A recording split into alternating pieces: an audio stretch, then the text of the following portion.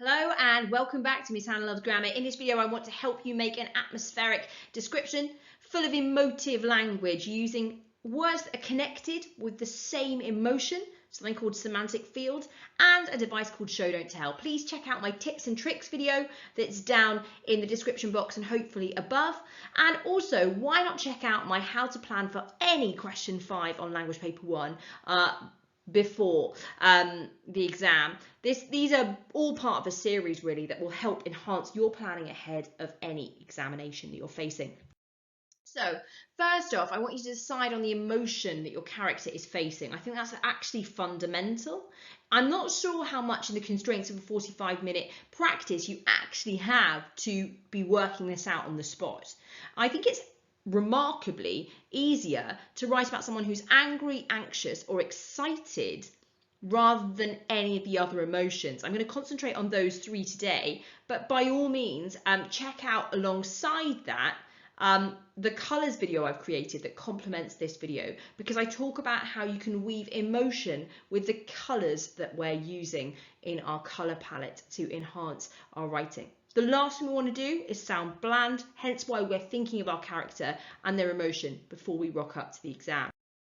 So here are some characteristics that we associate with someone who's angry. These are traded up examples and they are there in the form that if I was writing a sentence like they were, any of these describing words could be used to fill in the blank. So they were callous, that means reckless, dispassionate, not bothered, fiery, really hot-headed, insolent, rude, irresponsible, they didn't care about the consequences, irritable, angry, agitated, impertinent, rude, again, impudent, another way of saying rude, quite a lot of these are about being rude, impulsive, again, acting in a way where you haven't thought about the consequences, they're mute, maybe they're refusing to speak, threatening, they could be having threatening body language or attitudes, they're unpredictable, and vicious, wow, it suggests they're very volatile, someone we don't know how to preempt.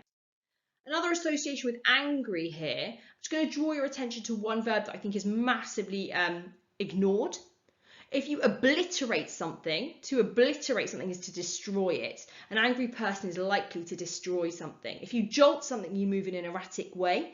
And another one that I think kind of strikes me as quite an important one, the idea of clenching a fist or writhing in pain. These are associated with anger as well. Next up, these are other associations. These are not just emotions, but these are actions as well. So there's a range here. I'm going to draw your attention to a few. The idea that someone can act in a monstrous fashion. They can be hostile, that means harsh. Intolerable. At this point in this video, if you're like, I still don't know if I'm using these words right, please do write them into a sentence, put it in the comments box, and I will approve yay or nay if you're right. Worth looking at the range with which anger and being angry can be associated. To be ghastly is a very old-fashioned word, as if to behave in a disgraceful, disgusting manner.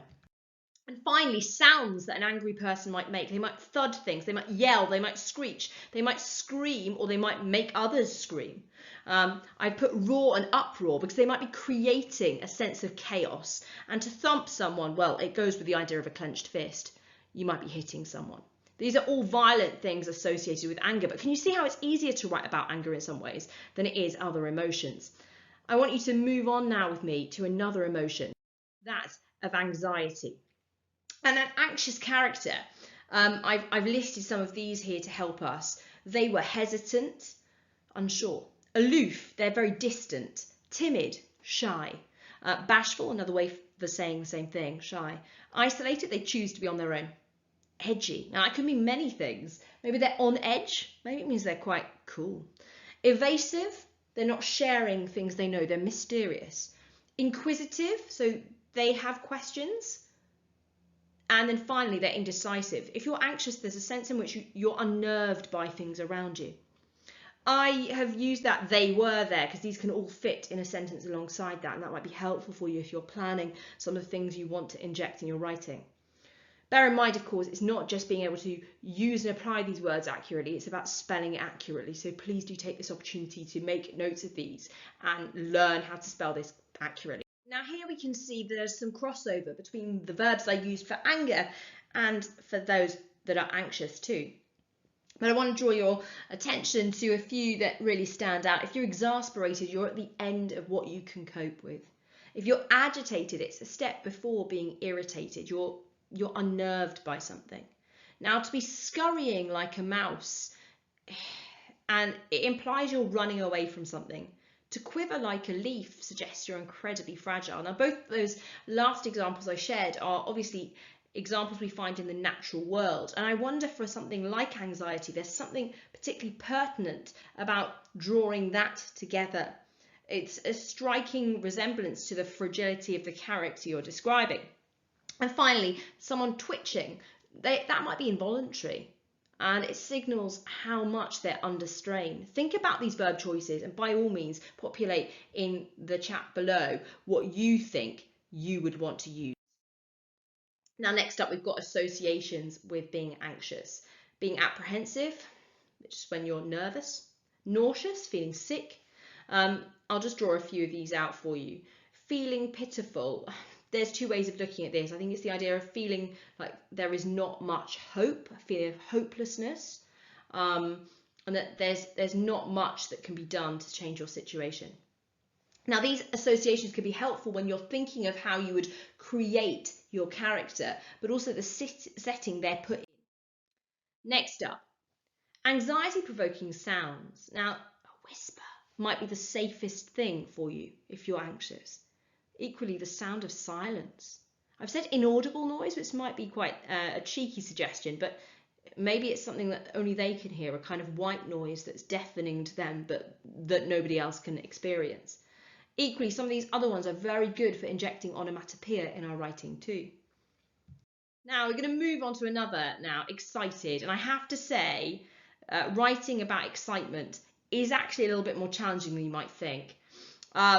It requires us to be aware of how to convince our examiner of the excitement we're creating. So some of these words can help you. To be elated means to be joyful. To be jubilant means the same thing. To be exhilarated means you've got energy from the thing that's happening. Beaming, that might be their face is beaming. Joyfully, I think we've got this. Glowing in delight is another. Jumping with intense enthusiasm. Wow, channel that inner toddler or that really young child there on the day they're opening up their birthday presents or it's Christmas Day. Now, associations with excitement are these feelings. I think it's important to say that the verb choices I shared in the last slide are essentially the key verb choices that I would be pushing forward on in my writing if I was writing about someone who was in delight and in joy. But some of these can also work too.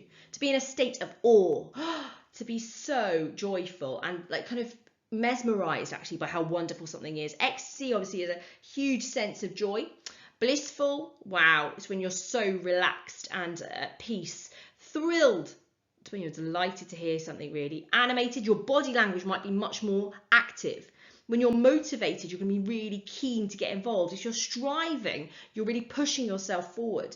All of these really emphasize the pleasure and enthusiasm and eagerness I put there to push on. So by all means, chuck those into the mix in your writing. In terms of excited sounds, I thought of a child babbling, the chiming of a clock when something exciting is happening and striking it. But you could have frenetic whispers of a gaggle of a group of people just getting really excited about something and passing a memo through rumour. Regardless, think of a way you can inject the joy. Now, before we kind of part, I think it's worth you thinking about how the figurative language you choose should match the emotions we've just established. So think of these examples I give you now as a way in. A tiger, I could say his roar reverberates down the room in ominous chorus. I'm channeling a tiger there. I could be describing a human. Equally, as I said earlier, she scurried away like a mouse facing a predator. Now, that image alone shows you the vulnerability, the anxiety and the fear of our character. And finally, they jumped in delight like a kangaroo sauntering into the sunset shows something of the joy. By all means, try experimenting with these and put it into action. Can't wait to see what you come up with in the comments.